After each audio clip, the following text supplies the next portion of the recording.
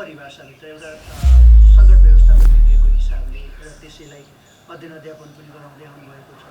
हाम्रो सङ्कट व्यवस्थापनको परिभाषाभित्र यो सङ्कट कस्तो हो? अब यो सङ्कटको सबभन्दा महत्त्वपूर्ण पक्ष भने चाहिँ यो जोखिमको सञ्चार रणनीति चाहिँ राज्यबाट ल्याउनुपर्ने थियो। जुन जोखिमको सञ्चारले हामीहरूलाई मात्रै नभएर यो हाम्रो र कूटनैतिक दृष्टिकोणले अन्य मुलुकहरूसँग पनि हामी एउटै पानामा आएर सबै पक्ष देशको सबै पक्षहरूलाई समेटेर जसरी समाधान गर्नुपर्ने सङ्कट हो त्यो नभइकन केवल सुरुमै यसलाई हामीले खालि यो सङ्कट पनि एउटा सामान्य स्वास्थ्य सङ्कट हो, यसमा समाधान मसलले पनि काम गर्छ भनेर सुरक्षा निकायहरूको बढी भर पर्ने र सुरक्षा निकायहरूको दुरुपयोग जस्ता गर्ने कामहरू पनि भए। त्यसैले यो सङ्कट चाहिँ नितान्त राजनैतिक दृष्टिकोणले मात्रै नभइकन सबै दृष्टिकोणले समेटेर एउटा बहुआयामी क्षेत्रलाई पनि अँगालेर समाधान गर्नुपर्ने थियो। त्यो हुन सकेन। त्यो चाहिँ समाधान गर्ने प्रक्रियाहरू फरक छ। जहाँसम्म सङ्कटको फरक के छ भन्ने कुरा गर्नुभयो, यो सङ्कट चाहिँ हाम्रो जतिखेर सुरु भयो त्यतिखेर यसको सबै कुराहरू यसलाई सम्बोधन गर्ने, यसका उपचार गर्ने हामीसँग कुनै पनि प्रविधि केही थिएन, विश्वमै थिएन। तर हामीसँग के चाहिँ थियो भने यसलाई व्यवस्थापन कसरी गर्न सकिन्छ, यसलाई न्यूनीकरण कसरी गर्न सकिन्छ र यसलाई राज्यले कसरी सम्बोधन गरेर सकेसम्म यो जोखिमतालाई हामीभित्र यसलाई चाहिँ न्यूनतम बिन्दुमा झार्न सकिन्छ। जुन संसारका केही देशले गरेको देखिन्छ त्यो चाहिँ हामीबाट हुन सकेन। त्यसैले यो अज्ञानता, अव्यावहारिक र नितान्त नेतृत्वको एक किसिमको फेलियर भएको सङ्कट हो। यसमा अलिकति डाक्टर साहब थोरै मैले त्यो सङ्केत बुझेँ। सङ्कट व्यवस्थापनमा हाम्रो शासकीय संरचनाको भूमिका रहन्छ। कसरी? किन रहन्छ भने यो सङ्कटलाई हामीले जसरी हेऱ्यौँ र बुझ्यौँ र जसरी बुझ्दैछौँ, जसरी देखिरहेछौँ, यो सङ्कट चाहिँ मैले अघि नै पनि के भने यसलाई चाहिँ रिस्क कम्युनिकेसनमा पोलिटिकल डिसिजन भन्छ।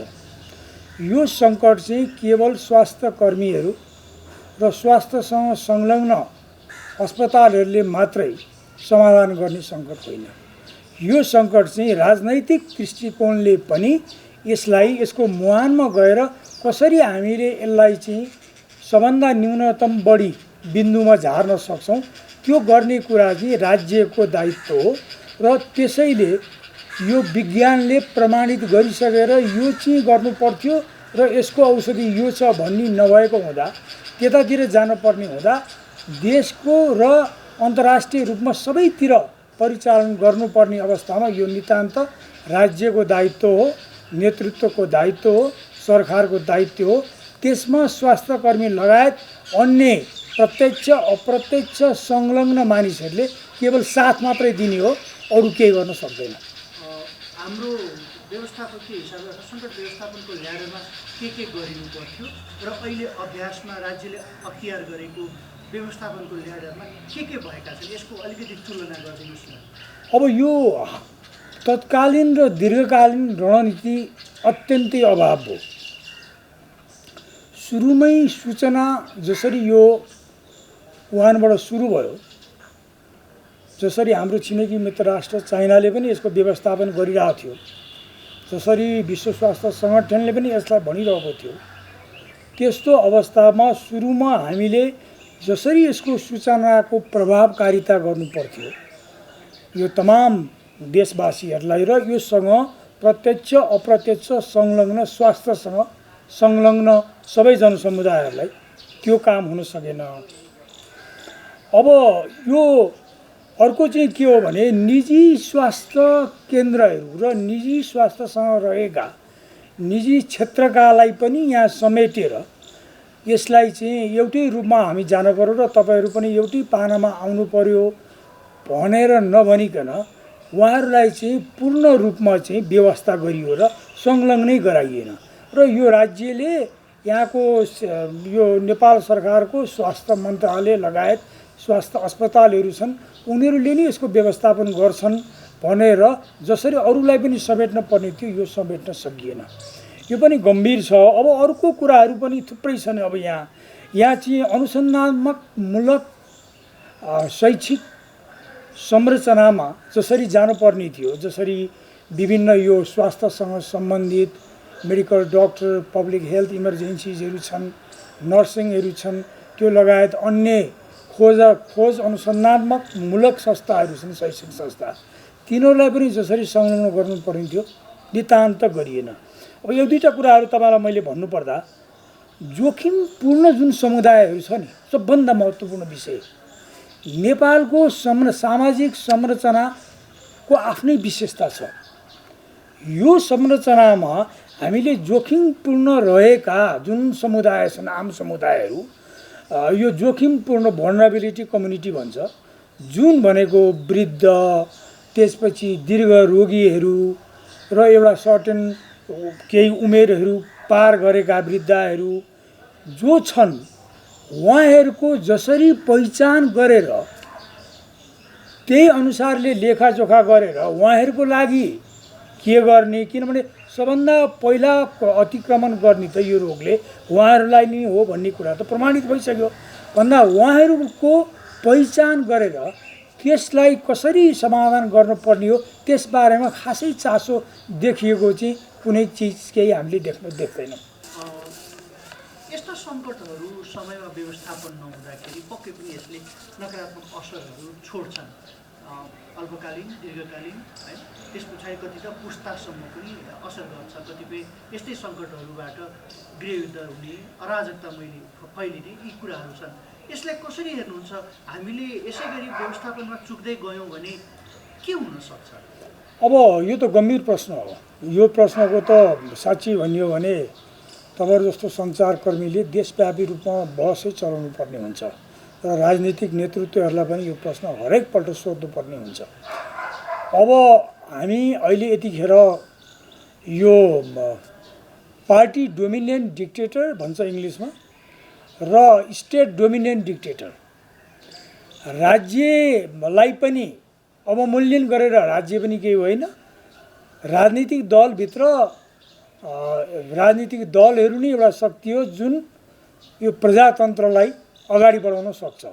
तिनीहरूको पनि अवमूल्यन गर्ने र जुन अवस्थालाई यसले चित्रण गरेर यहाँभित्र रहनुपर्ने पारदर्शिता छ, यहाँ जवाफदेहिताका प्रश्नहरू पनि छन्, यी कुराहरूलाई पनि बिर्सेर जुन अज्ञानताले जुन मुडी रूपमा हामी गइरहेछौँ, अब यसले त मलाई जहाँसम्म लाग्छ बहुत नराम्रो दुर्गामी असर पर्छ। यसको असर कहाँ पर्छ त भन्दा धेरै ठाउँमा पर्छ। यसको असर त पहिलो कुरा त आर्थिक क्षेत्रमै पर्छ, तहस नहस हुन्छ। दोस्रो असर यसको चाहिँ तमाम देशवासीभित्र मनोवैज्ञानिक मानसिक असर पर्छ। सुरुमा यो आउँदाखेरिमा एकजना नेपालीले भारतबाट आफ्नो देशमा आउनुको लागि त्यत्रो नदीमा पौडी खेलेर पार गरेर वर आइपुग्यो। आउने बित्तिकै उहाँलाई पुलिसहरूले समातेर लिएर गए। अब आशय त राम्रै थियो होला, नसरोस् भनेर, तर एउटा पेसेन्टलाई, एउटा बिरामीलाई जसरी हेर्नुपर्ने थियो, जसरी त्यसलाई चाहिँ लिनुपर्ने थियो, जसरी त्यो इस्यु त्यो मुद्दालाई सम्बोधन गर्नुपर्ने थियो, त्यो नगरेर त्यहीँ पनि मसलको प्रयोग भयो। हो, यो यस्तो अवस्थाले के देखिन्छ भने माथिल्लो जेनेरेसनलाई फ्रस्ट्रेसन हुन्छ, दिगदार हुन्छ, दिक्क लाग्छ, केही गर्न नसक्ने आलस्यता हुन्छ, राज्यप्रतिको जवाबदेहिता विहीन सरकार रहेछ भनेर आउँछ। युवा पुरा पृष्ठलाई हाम्रो जस्तो मुलुकमा हामीहरूको भविष्य के छ त? अब हामी रहनु के त? अब हामीहरू जुन नेतृत्व जसले हामीलाई यो हवाईजहाजमा उडाएर लैजाँदैछ, विकासदेखि यावत राजनीतिक, सामाजिक, सांस्कृतिक हरेक क्षेत्रमा, त्यस्तो अवस्थामा पाइलटले नै सही नगरिदियो भने त्यसको नराम्रो असरले हाम्रो भविष्य के हुन्छ भनेर अर्को पलायनको अर्को चिन्ता छ। त्यसैले त्योभन्दा बाहेकमा अर्को चिन्ता पनि के छ भने कतै यस्तो अवस्थामा राजनैतिक सङ्कटहरू निम्तिएर जुन निम्तिँदैछ, जुन निर्णय हामी एकपछि अर्को गर्दैछौँ, त्यसले गर्दा कतै राजनीतिक सङ्कटमा भएको चिजलाई गुमाउने, बनाउने कि बिगार्ने भन्ने जस्ता कुरामा बिगार्दै जाने त हुन सक्छ कि त्यतातिर देश जाला कि भन्ने अहिले गम्भीर चिन्ताको विषय छ। पछिल्लो समय यस सङ्कट व्यवस्थापनकै लागि नेतृत्व परिवर्तन भएको छ व्यवस्थापनमा। पहिला सिसिएमसी क्याबिनेटभित्र थियो भनेदेखि अहिले क्याबिनेटभन्दा बाहिर ल्याएर एउटा अर्को छुट्टै प्रधानमन्त्रीको चेयरम्यानसिपमा चाहिँ अर्को कमिटी बनाएर अगाडि गएको छ। व्यवस्थापनको हिसाबले यो कतिको लाजमी छ, यो कतिको कारगर छ, के भन्नुहुन्छ?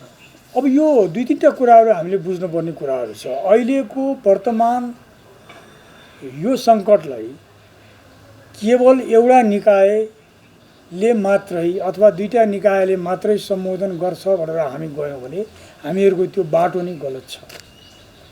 यो त हाम्रो रोड म्याप भन्छ इङ्ग्लिसमा, यो त हाम्रो मार्गचित्र हो। हामी कहाँ जाने त, अब कसरी गएर कहाँबाट हामी सम्बोधन गर्दैछौँ। जसरी हिमाल चढ्दाखेरि चाहिँ जानुभन्दा अगाडि त्यहाँ मार्गचित्र भएका हुन्छन्, जाने तरिकाहरू राखेका हुन्छन् र गलत बाटो गयो भने एभालान्चमा परेर हिउँमै डुबिन्छ, सिद्धिहाल्यो। सही बाटो गयो भने मात्रै माथि पुग्छ। तर त्यहाँसम्म जानलाई धेरै समन्वय गर्नुपर्छ, धेरै पारदर्शिता हुनुपर्छ। यस्ता चिजहरू राज्यले केही लुगाउनै हुँदैन, यसमा खासै सूचना कुनै लुगाउनै हुँदैन। सबै कुरा जनताले थाहा पाउनुपर्छ र सुसूचित हुनुपर्छ। त्योभन्दा बाहेकमा राजनैतिक नेतृत्व र राजनीतिक दलहरू त बहुत महत्त्वपूर्ण हुन्छ। अब उहाँहरू स्वयंले मैले देखेँ, तपाईँहरूकै माध्यमबाट मैले सुनेँ, सञ्चार माध्यमबाट, उहाँहरूले नै यो कोभिडको अहिले यो कमिटीको खासै काम छैन, अहिले यसरी जाने अवस्थै होइन, अहिले त सबैलाई समेटेर सबै मिलेर हामी सहित संलग्न भएर अगाडि जान पर्छ र हामी राज्यलाई सहयोग गर्न तयार छौँ भनिरहनु भएको छ। अब त्यसैले अब यो यसको जुन तरिका छ आफ्नो ठाउँमा ठिक होला बेठिक होला त्यो त अब समयले मूल्याङ्कन गर्ला। तर पनि एउटा कुरा चाहिँ के हो भने एउटै मात्रै संरचना अथवा एउटै मात्रै निकायले यसलाई समाधान गर्छु भनेर हामी भन्यौँ भने हामी यसको समाधानतिर होइन, हामी विनाशतिर गएका छौँ। यो समन्वयात्मक शक्ति होइन, यो विनाशकारी शक्ति हो।